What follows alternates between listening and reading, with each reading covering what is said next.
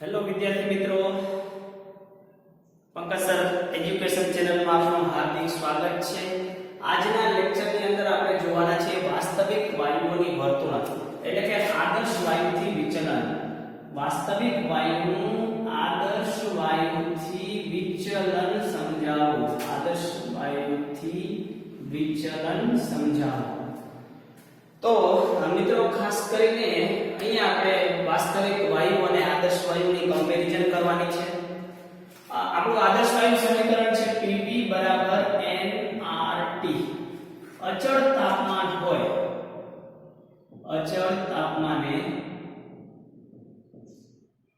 Pv બરાબર n અચળ, r અચળ, t અચળ, તો Pv બરાબર થશે અચળ. આપણે Pv વિરુદ્ધ v નો આલેખ દોરીએ મિત્રો. Pv વિરુદ્ધ p નો, જઈએ એમ દબાણ વધે છે, અહીંયા P વિરુદ્ધ Pv વિરુદ્ધ v નો આલેખ આપણે દોરવો છે મિત્રો. તો અહીંયા બરાબર સમજી લઈએ કે Pv વિરુદ્ધ p ના આલેખની અંદર તમે કઈ રીતે એને વધારે સમજી શકો છો. તો મિત્રો આદર્શ વાયુ સમીકરણ હોય તો Pv બરાબર અચળ છે, એટલે આ જે મૂલ્ય છે તે આદર્શ વાયુ માટે છે, બરાબર છે. આ ઉપરાંત હાઇડ્રોજન વાયુ, હાઇડ્રોજન છે H2 કે જેનું તમને આવી જ રીતે આદર્શ વાયુ મળે, આવી રીતે આલેખ મળે છે. હિલિયમ છે મિત્રો, એવી જ રીતે કાર્બન મોનોક્સાઇડ છે, કાર્બન મોનોક્સાઇડ છે અને કાર્બન મિથેન છે. કોઈ પણ ઉદાહરણ લઈ શકો છો તમે. અહીંયા યાદ રાખવાની જરૂર નથી કે કયું ઉદાહરણ લીધું, બરાબર છે. પણ એટલું ધ્યાન રાખો કે હાઇડ્રોજન અને હિલિયમ ઓલવેઝ, હંમેશા પોઝિટિવ ડેવિએશન એટલે કે ધન વિચલન દર્શાવે છે. મિત્રો ધન વિચલન શું છે સમજી લ્યો બરાબર.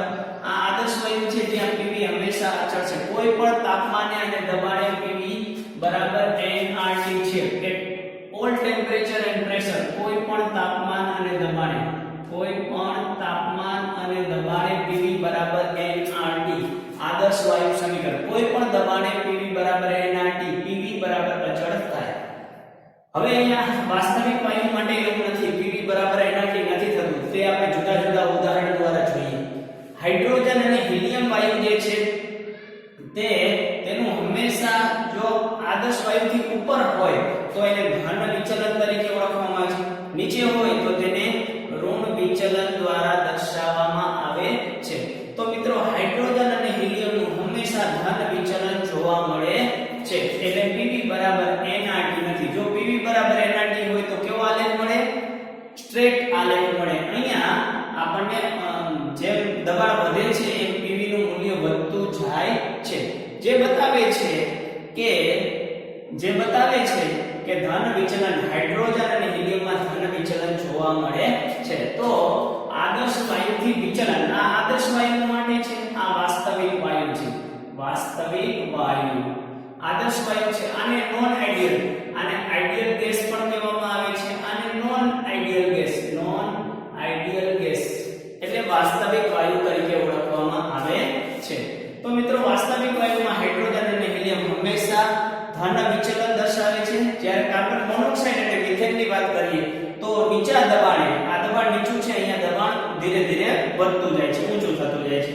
તો શરૂઆતમાં તેનું મૂલ્ય ઘટતું જાય છે, Pv નું મૂલ્ય ઘટતું જાય છે, P ના વધારા સાથે Pv નું મૂલ્ય ઘટતું જાય છે. એક સમયે તેના મૂલ્યો વધવાની શરૂઆત થાય છે અને આદર્શ વાયુને ક્રોસ કરે છે. અમુક દબાણે આદર્શ વાયુને ક્રોસ કરે છે અને ધન વિચલન દર્શાવે છે. તો કાર્બન મોનોક્સાઇડ છે નીચા દબાણે ઋણ વિચલન દર્શાવે છે, જ્યારે ઊંચા દબાણે, આ બાજુ ગયા ઊંચું દબાણથી ત્યાં ધન વિચલન દર્શાવે છે. આદર્શ વાયુની ઉપર ગયું એટલે ધન વિચલન, નીચે ઋણ વિચલન દર્શાવે છે. તો અહીંયા આલેખ દ્વારા આપણે સમજી શકીએ કે આદર્શ વાયુ કરતા વાસ્તવિક વાયુ ઊંચા દબાણે જુદો પડે છે, ઊંચા દબાણે જુદો પડે છે. તો ભાઈ Pv બરાબર nRT વાસ્તવિક વાયુ તેને ફોલો કરે. Pv બરાબર nRT ક્યારે? લો ટેમ્પરેચર, લો ટેમ્પરેચર. અહીંયા ટેમ્પરેચર લો છે મિત્રો, લો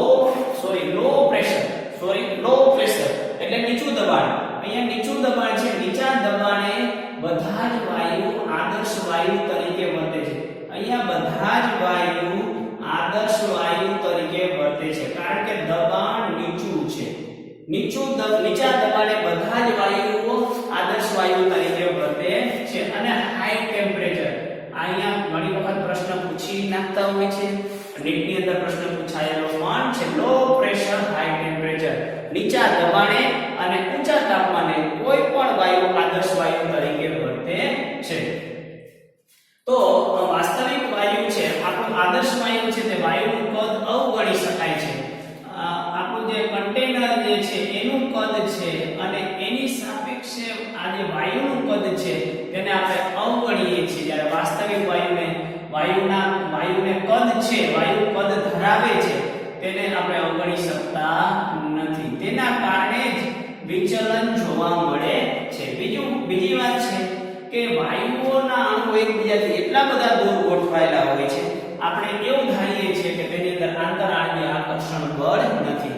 જ્યારે હકીકતમાં આંતરઆણ્વીય આકર્ષણ બળ ભલે દૂર હોય, ભલે ઓછું હોય, પરંતુ તેના અણુઓ વચ્ચે આંતરઆણ્વીય આકર્ષણ બળ જોવા મળે છે. તો અહીંયા આપણે એક આલેખ દ્વારા સમજ્યા, PV વિરુદ્ધ P ના આલેખ દ્વારા. હવે P વિરુદ્ધ V ના આલેખ દ્વારા સમજવાનો પ્રયત્ન કરીએ. યસ, નેક્સ્ટ આલેખ આપણો છે બોઇલ માટેનો. બોઇલ સાહેબે શું કીધું છે? P ચલે છે 1/b. P અને B ને કેવો સંબંધ છે? વ્યસ્ત સંબંધ છે. P વધે P ઘટે, B વધે છે, B વધે P ઘટે છે. તો અહીંયા એક આલેખ છે P વિરુદ્ધ V નો આલેખ. દાખલા તરીકે આપણે આને આદર્શ વાયુ માટેનો આલેખ કહીએ. આદર્શ વાયુ માટે આલેખ. તમારે ટેક્સ્ટની અંદર તમને સેટ આપેલો છે આદર્શ વાયુ માટે આલેખ. હવે ત્યાંથી વાસ્તવિક વાયુનું વિચલન જોવા મળે છે. તો વાસ્તવિક વાયુનું કંઈક આવું જોવા મળે છે. આ આલેખ છે વાસ્તવિક વાયુનો. હવે P વિરુદ્ધ V નો આલેખ જ્યારે મિત્રો સમજાવતા હોય આપણે, કદ વધે છે. જો તમે દબાણ ઊંચું છે ત્યારે આદર્શ વાયુ અને વાસ્તવિક વાયુ વચ્ચે વિચલન જોવા મળે છે. અહીંયા આપણે કીધું લો પ્રેશર, અહીંયા દબાણ ઉપર જઈએ એટલે કેવું થાય છે? વધુ દબાણે બંને વચ્ચે વિચલન જોવા મળે છે. આ આદર્શ વાયુ આપણું સૈદ્ધાંતિક મૂલ્ય છે, જેને આપણે કેલ્ક્યુલેશન કરી બોયલ ચાર્લ્સના નિયમ પ્રમાણે કેલ્ક્યુલેશન કરીને મેળવી શકીએ છીએ. આ વાસ્તવિક વાયુ આ પ્રાયોગિક મૂલ્ય છે, માપન કરેલું મૂલ્ય છે.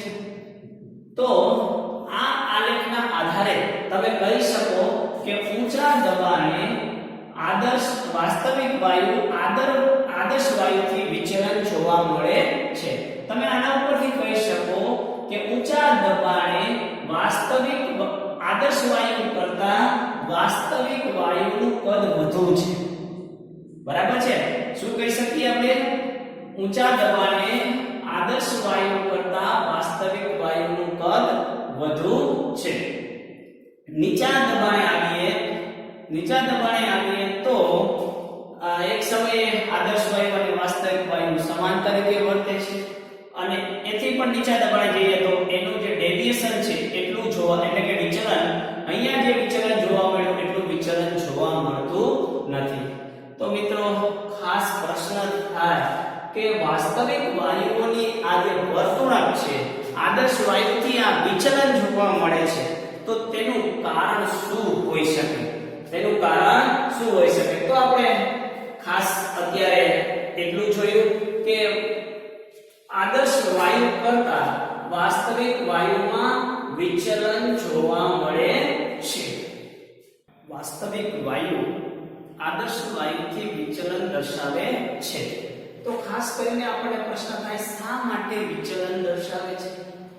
આપણે વાયુઓના ગતિ, ઊર્જા, આણ્વીય વાદની અંદર એવી કઈ શરતો રાખી છે કે જેના કારણે આદર્શ વાયુ અને આદર્શ વાયુથી વાસ્તવિક વાયુનું વિચલન જોવા મળે છે. તો શા માટે વિચલન જોવા મળે છે? એના પ્રશ્નનો જવાબ માટે આપણી પાસે બે આન્સર છે. એક તો આપણે એવું સમજાતા કે વાયુના અણુઓ વચ્ચે આકર્ષણ બળ હોતા નથી. આકર્ષણ બળ નથી, તેથી વાયુઓ એકબીજાથી દૂર દૂર ગોઠવાયેલા છે, એની વચ્ચે આકર્ષણ બળ નથી, તેથી વાયુ સંકોચનીય છે અથવા વિસ્તરણ પામે છે, આવું આપણે કીધું.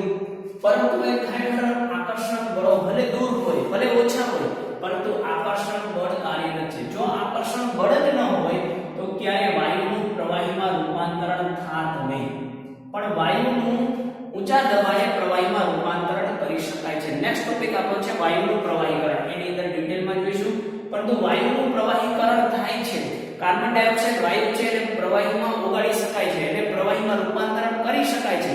ઘન કાર્બન ડાયોક્સાઇડ છે, મતલબ તે ઘન છે, એવી રીતે વાયુને કાર્બન ડાયોક્સાઇડ ઘનમાં, વાયુને પ્રવાહીને ઘનમાં પણ ફેરવી શકાય છે.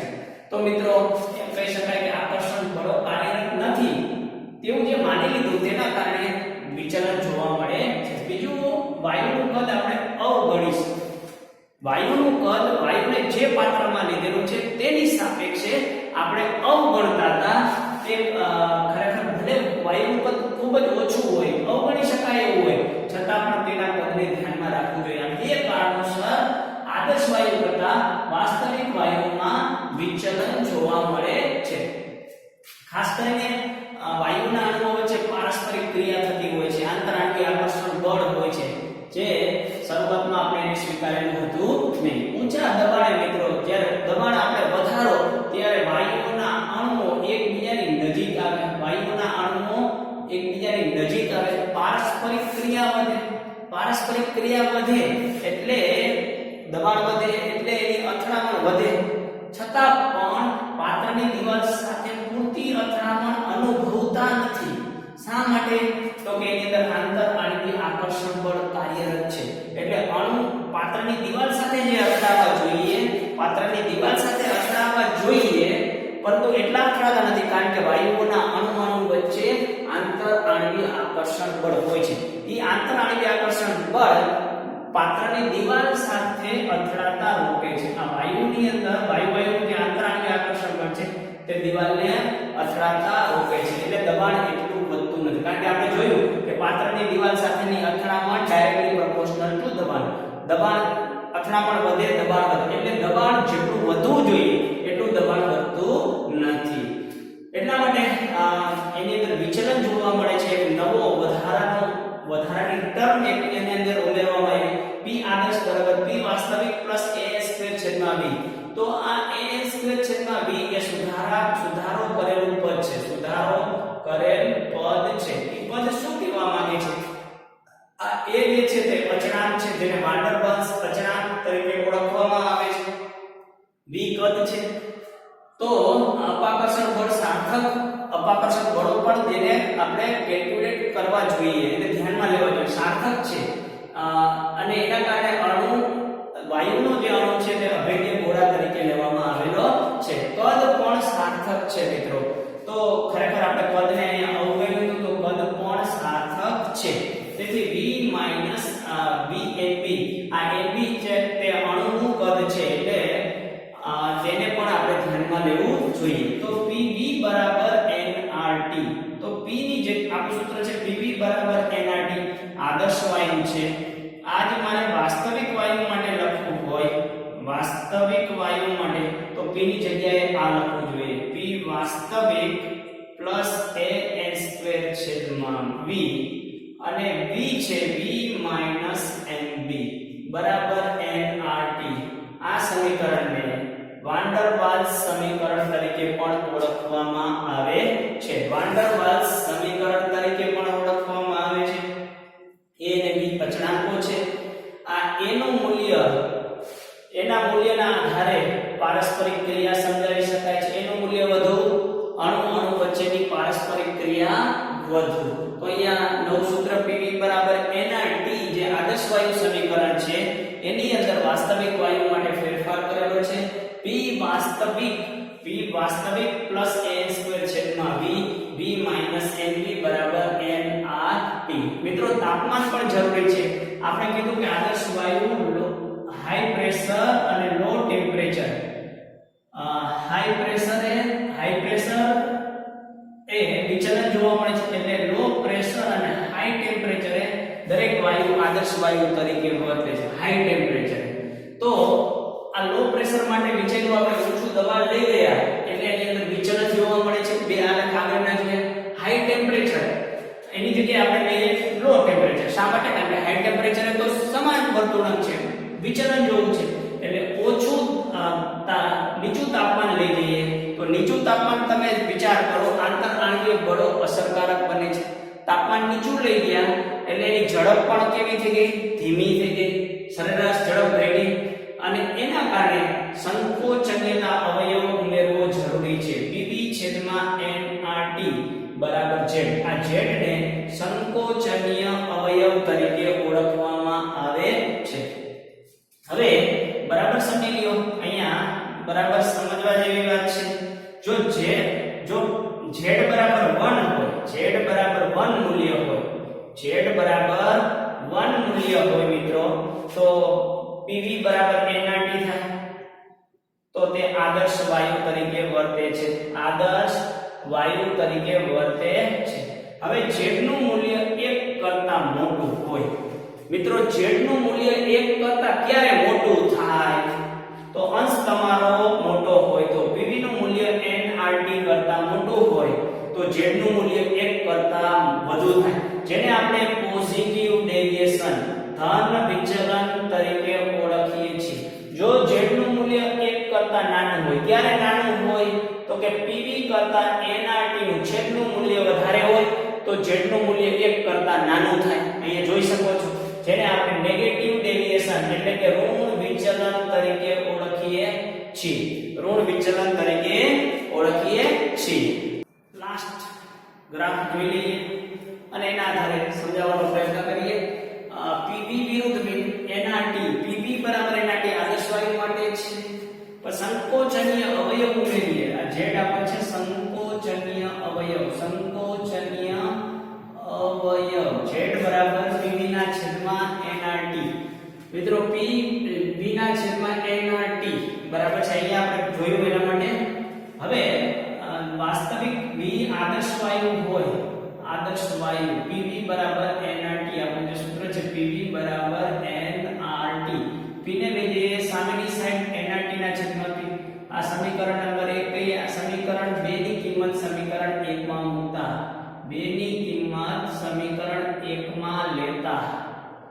ઓકે, લઈ લઈએ V nRT ના છેદમાં P બરાબર તો થઈ જશે V વાસ્તવિક છેદમાં V આદર્શ. અહીંયા મિત્રો nRT ના છેદમાં P આને હું લખી શકું આ રીતે. P જે છે તેને લખી શકું છેદનો છેદ અંશમાં ગયેલો છે. nRT છેદમાં P બરાબર V આદર્શ. તો અહીંયા એક બીજું સૂત્ર મળ્યું V વાસ્તવિક છેદમાં V આદર્શ. મિત્રો જો V વાસ્તવિક અને V આદર્શનું મૂલ્ય સમાન હોય, V વાસ્તવિક અને V આદર્શ, V એટલે કદ, વાસ્તવિક વાયુ અને જો કદ બંને સમાન હોય તો z બરાબર 1 મળે, આદર્શ વાયુ તરીકે વર્તે છે. z નું મૂલ્ય 1 કરતા મોટું ક્યારે હોય? તો કે V વાસ્તવિકનું મૂલ્ય આદર્શ કરતા વધુ હોય તો. કદ આદર્શ વાયુના કદ કરતા વાસ્તવિક વાયુનું કદ વધુ હોય તો z નું મૂલ્ય 1 કરતા વધુ મળે. અંશ મોટો હોય, z નું મૂલ્ય 1 કરતા વધુ મળે, જેને આપણે ધન વિચલન તરીકે ઓળખીએ છીએ. આ ઋણ વિચલન છે, ઋણ વિચલન દર્શાવે છે. તો ઋણ વિચલનમાં ક્યારે દર્શાવે? z નું મૂલ્ય 1 કરતા નાનું ક્યારે થાય? V આદર્શનું મૂલ્ય વધારે હોય, V વાસ્તવિક કરતા V આદર્શનું મૂલ્ય વધુ હોય. તો આના આધારે MCQ પૂછી શકે. થોડું ડિટેલમાં V વાસ્તવિક V આદર્શ માટે લઈ ગયો છું. અહીંયા મિત્રો સમજી લો Pv છેદમાં nRT જે z છે, જોઈ શકો છો z બરાબર 1 માટે દરેક વાયુ આદર્શ વાયુ તરીકે વર્તે છે. z બરાબર 1 માટે દરેક વાયુ આદર્શ વાયુ તરીકે વર્તે છે. ઓકે, તો આ આલેખ છે આદર્શ વાયુનો. z બરાબર 1 છે. ઓકે, પરંતુ જ્યારે દબાણ વધે છે ત્યારે વાયુ આદર્શ રહેતો નથી, એમાં વિચલન જોવા મળે છે. તો અહીંયા જોઈ શકો છો તમે હાઇડ્રોજન હંમેશા ધન ડેવિએશન એટલે ધન વિચલન, તો z નું મૂલ્ય 1 કરતા મોટું હોય છે. આ ધન વિચલન છે આદર્શ વાયુથી વધારે, 1 કરતા મૂલ્ય વધુ હોય, 1 કરતા ઓછું હોય ઋણ વિચલન ઓકે, તો નાઇટ્રોજન છે હંમેશા ધન વિચલન દર્શાવે છે. નાઇટ્રોજન જે છે તે ધન વિચલન દર્શાવે છે. ઓક્સિજન પહેલા ઋણ વિચલન દર્શાવે છે, પછી ધન વિચલન. બાકીના CH4 CO2 માં પણ એવું જ છે. તો મિત્રો આના આધારે પ્રશ્ન પૂછી શકે કે H2 એ 1 મોલ વાયુ 25 લીટર કદ ધરાવે છે. 25 લિયો, 50 લિયો, 30 લિયો, 30 લીટર કદ ધરાવે છે. મિત્રો તમને ખબર છે કે H2 કોઈ પણ વાયુ જે છે તેનું કદ કેટલું હોય છે? તેનું કદ કેટલું હોય છે? 22.4 લીટર. આ કદ કયું થયું? એનું આદર્શ કદ થયું, બરાબર છે. અને આ 30 લીટર જે મળ્યું તે શું છે? વાસ્તવિક કદ મળ્યું. કેટલું છે? 30 લીટર. હવે તમને એમ કીધું છે કે તો આ જે વાયુ છે H2 1 મોલ વાયુ 30 લીટર કદ ધરાવે છે, તો તેનો સ્વભાવ કહો અથવા તો સ્વભાવ કેવો હશે? તે ધન વિચલન દર્શાવે કે ઋણ વિચલન દર્શાવે?